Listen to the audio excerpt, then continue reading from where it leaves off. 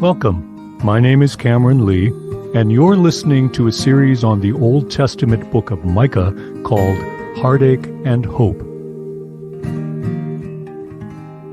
Episode 12. The Rich Get Richer. Some of you in a high school or college English class read the poem Ozymandias about a traveler who comes upon the ruins of an ancient statue. It was made in the likeness of a mighty king named Ozymandias. Only the legs remain standing, the rest is broken, and the king's face lies half buried in the sand. The poem was written by Percy Bysshe Shelley as an ode to the arrogance of ancient kings who, like the pharaohs, boasted of their power and built statues of themselves. But the statues eventually crumbled to dust, as did the memory of the kings who commissioned them. Even if you've never read the poem, though, you're probably familiar with a related saying of Shelley's that you didn't know was his. The rich get richer, and the poor get poorer.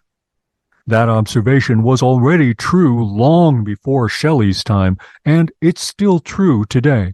Wealth is power. Power is opportunity. Opportunity makes more wealth.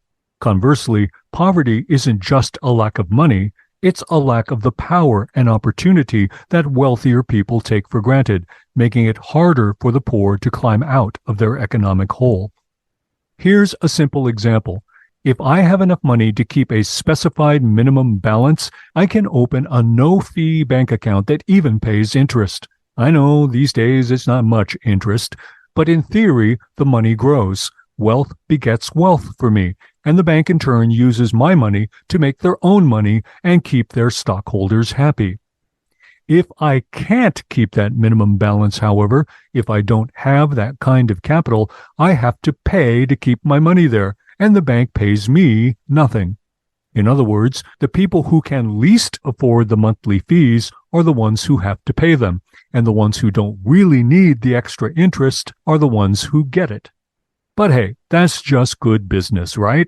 Well, yes, but what's good business for some, unfortunately, often entails bad consequences for others. Think, for example, of the principle of eminent domain, a government's legal right to seize private property for what it considers a greater public good. Building a freeway might ease traffic. A shopping mall could create business, taxes, and jobs. And hosting the Summer Olympics? Think of the tourism. The economic argument makes sense on paper, but whose land is seized? Who's forced to sell their homes, whether they want to or not? Yes, by law, they're supposed to be paid a fair price, but who decides what's fair for someone who doesn't want to sell in the first place? Bottom line, the negative consequences of such decisions fall disproportionately into the laps of the poorer people of a community, who are often displaced against their will.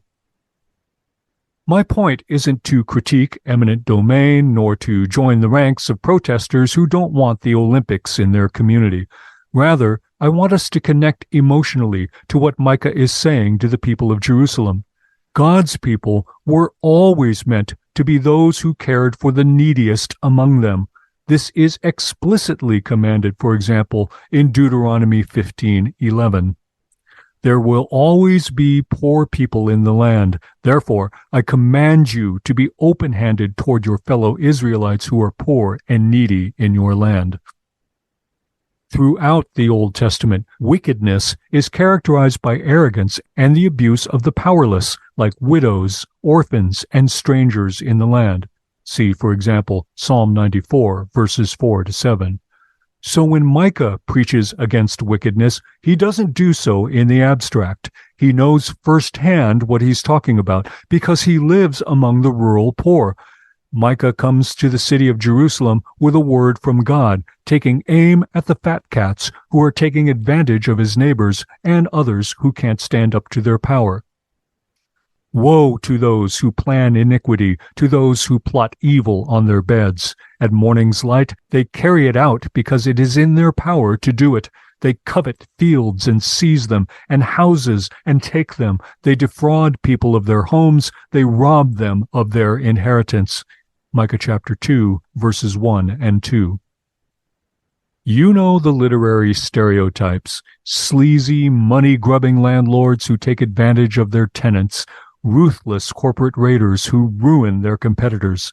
Micah is describing how some of the people of Jerusalem have become land barons, snapping up other people's farms and fields for profit, depriving people of their home and heritage. Micah portrays them as lying awake at night, scheming and plotting, then jumping out of bed at the crack of dawn to put their plans into motion and claim their next prize. Such is Micah's accusation against the people. God is coming in judgment. And what will the judge say? We'll find out in the next episode.